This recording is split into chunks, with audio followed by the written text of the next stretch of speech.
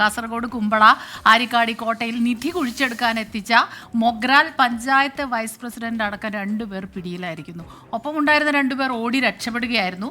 ശബ്ദം കേട്ടെത്തിയ നാട്ടുകാരാണ് ഇവരെ പിടികൂടിയത്.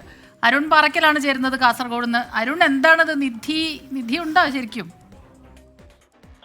ഈ ജനങ്ങൾ ഇപ്പോഴും ഈ അന്ധവിശ്വാസത്തിന്റെ പുറത്ത് ജീവിക്കുകയാണ് എന്ന് വേണം പറയാൻ. ഇപ്പോൾ കുമ്പള പുരാവസ്തു വകുപ്പിന്റെ അധീനതയിലുള്ള കുമ്പള ആരിക്കാടി കോട്ടയിലാണ് നിധി കുഴിച്ചെടുക്കാൻ എത്തിയ 4 സംഘത്തിലെ 2 പേര് കുമ്പള പോലീസിന്റെ പിടിയിലായിരിക്കുന്നത്. കൂടെ ഉണ്ടായിരുന്ന മറ്റ് 2 പേർ ഓടി രക്ഷപ്പെട്ടു എന്നാണ് പോലീസ് പറയുന്നത്. ഇന്ന് വൈകിട്ട് 4 മണിയോടെയാണ് ഈ സംഭവം ഉണ്ടായത്. മൊഗ്രാൽ പഞ്ചായത്ത് മുസ്ലിം ലീഗ് ഭരിക്കുന്ന പഞ്ചായത്താണ്. മൊഗ്രാൽ പഞ്ചായത്തിന്റെ വൈസ് പ്രസിഡന്റിന്റെ നിർദ്ദേശപ്രകാരമാണ് ഇങ്ങനെ നിധി കുഴിക്കാൻ ആളെത്തിയതെന്നാണ് ഇപ്പോൾ പറയുന്നത്.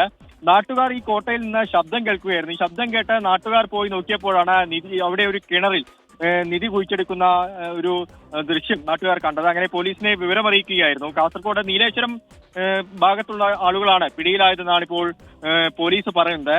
അവരെക്കുറിച്ച് കൂടുതൽ വിവരങ്ങൾ പോലീസ് അല്പസമയത്തിനകം തന്നെ പുറത്തുവിടുമെന്നും അറിയാൻ സാധിക്കുന്നുണ്ട്.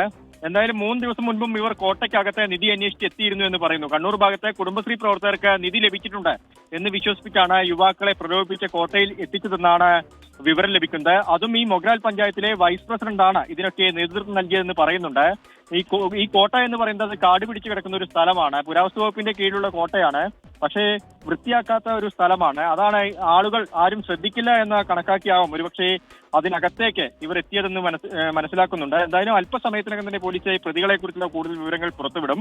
ഓടി രക്ഷപ്പെട്ടവർക്കുള്ള തെരച്ചിലും പോലീസ് തുടരുകയാണ്. സ്മിത. ശരി, അരുൺ പാറക്കലാണ് വിവരങ്ങൾ നൽകിയത്. ഏതായാലും നിധിയുണ്ടെന്ന് കരുതി കുഴിച്ചെടുക്കാനായിട്ട് ഇറങ്ങിയവരാണ്. അതിൽ 4 പേരിൽ 2 പേർ ഇപ്പോൾ പിടിയിലായിട്ടുണ്ട്.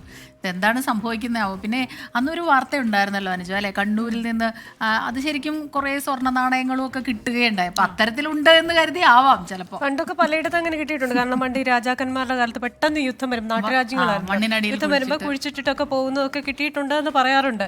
എന്ന് വെച്ച് നമ്മൾ പണിയെടുക്കാതെ ഈ കുഴിച്ചെടുക്കാൻ നടക്കുന്ന ഇന്നീ കുഴിക്കാൻ പോയത് എന്തിന്റെ അടിസ്ഥാനത്തിലാണ് എന്നുള്ളതാണ് നമുക്ക് അറിയേണ്ടത്. അത്തരത്തിൽ അതും പഞ്ചായത്ത് വൈസ് പ്രസിഡന്റ് ആണ് സംഘാംഗം എന്ന് പറയുമ്പോഴാണ് കുറച്ചുകൂടി അത് ഏതിലേക്കാണ് പോകുന്നത് എന്നുള്ള ഒരു സംശയമൊക്കെ ഉണ്ടാക്കുന്നത്.